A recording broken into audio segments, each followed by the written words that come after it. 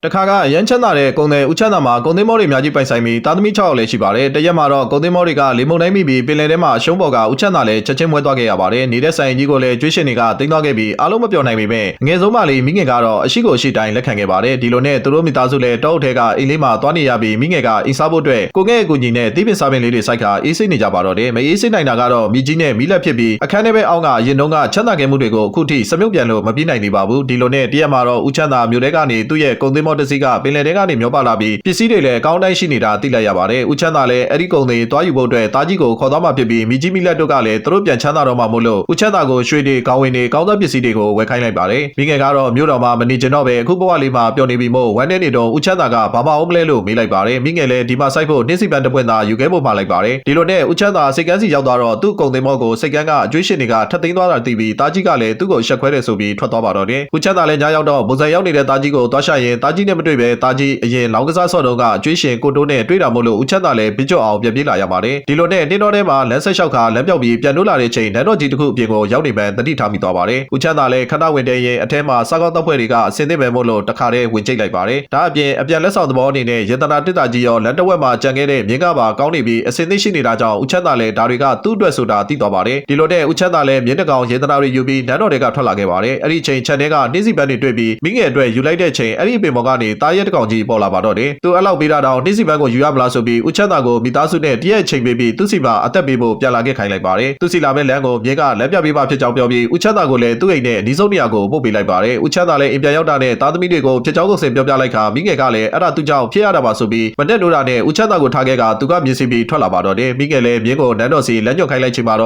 ့တောအုပ်တွေဖြတ်ခါအိုဟောင်းနေတဲ့ရဲတိုက်ကြီးတစ်ခုကိုတွေ့သွားပါတယ်။မိငယ်လည်းရဲတိုက်ကြီးတဲ့ဝင်ကရှောက်ပြီးဆက်ဆွရင်သူမနေရမဲ့ခန်းကိုလည်းရှာတွေ့သွားပါတယ်။ခန်းထဲမှာဝစ်စုံကစင်သိရှိနေပြီးယောဂတွေပြောင်းတဲ့နတ်ရည်ကံမှာရှိပါသေးတယ်။မိငယ်လည်းသူရောက်နေတဲ့ဆိုတာတားရဲကြီးသိနေပဲဆိုတာသိလို့အင်းကြီးလဲကစားတော့ခန်းထဲကိုဝင်သွားပါတော့တယ်။အဲ့ဒီချိန်တားရဲကြီးကရောက်လာတာမို့လို့မိငယ်လည်းသူ့ကိုစားတော့မယ်ထင်ပေမဲ့ညတိုင်း9နာရီညစာလာစားဖို့နဲ့ညနေရင်ရဲတိုက်ထဲကမထွက်ဖို့လာတတိပေးတာပါ။မိငယ်ကတော့တားရဲကြီးရုပ်ကိုမြင်ပြီးကြောက်သွားပြီးတားရဲကြီးကလည်းပြန်ဆုံးထွက်သွားပါတော့တယ်။ကြားရောက်တဲ့ချိန်မှာတော့မိငယ်လည်းညနေကခန်းထဲမှာအိပ်ပျော်သွားချိန်ပန်းကြံတွေကပိုးစုံကြီးတွေဟာမိငယ်နားကိုဝိုင်းလာပြီးအိမ်မက်တစ်ခုကိုလာပေးပါတော့တယ်။အိမ်မက်ထဲမှာမင်းသမီးတစ်ပါးကသူ့ယောက်ျားဖြစ်တဲ့မင်းသားအမဲလိုက်ထွက်ပြီးပြန်လာတာကိုကြိုဆိုနေပါတယ်။အဲ့ဒီမင်းသားကတားရဲကြီးဖြစ်ပြီးအားနေတော့တဲ့အမဲလိုက်ထွက်နေလို့မင်းသမီးလည်းအမဲမလိုက်ဖို့ပြောလိုက်ပါတော့တယ်။ဒီလိုနဲ့မနေ့မှာမိငယ်လည်းရှိတဲ့ကောင်ဝင်ကိုအစင်သစ်ယူဝက်ခါရဲတိုက်ပန်းကြံနဲ့လိုက်ဆက်ဆွရင်ရုပ်ထုတစ်ခုနဲ့နှင်းစီပန်းကြံရုပ်ကြီးတစ်ခုကိုတွေ့သွားပါတယ်။ညရောက်တော့မိငယ်လည်းတားရဲကြီးပြောထားတဲ့အတိုင်းညစာသွားစားရင်နှစ်ယောက်သားစကားတွေများကတားရဲကြီးလည်းဒေါသထွက်သွားပါတော့တယ်။မိငယ်ကလည်းသူ့ကိုအခုထိမတတ်ပဲဒီတိုင်းပဲထားလို့ဒေါသထွက်ပြီးအိပ်ပျော်သွားပါတယ်။အိမ်မက်ထဲမှာတော့မင်းသမီးကဗိုက်ကြီးနေပြီမို့လို့မင်းသားနဲ့အတူကာဝဲချင်းမနေတာကိုမှတ်ပါတော့တယ်။မိငယ်လည်းအိမ်မက်ကနေကြံတစ်ခုရသွားပြီးညရောက်တော့တားရဲကြီးကိုသူနဲ့အတူတွဲကပေးမယ်သူ့ကိုအိမ်ကိုခဏပေးပြန်ပါဆိုပြီးအပေးယူလုပ်လိုက်ပါတော့တယ်။ဒီလိုနဲ့တားရဲကြီးနဲ့တွဲကပြီးနှစ်ယောက်သားရင်ဘက်ချင်းနီးလာကြပါတယ်။ကပြီးတဲ့အချိန်မှာတော့တားရဲကြီးကပေးမပြန်တာမို့မိငယ်လည်းမှုတ်ချိုးမြစ်ချိုးကစိုးရွက်ချိုးတွေပြောလိုက်တာမို့လို့တားရဲကြီးလည်းဝမ်းနဲ့ဒေါသထွ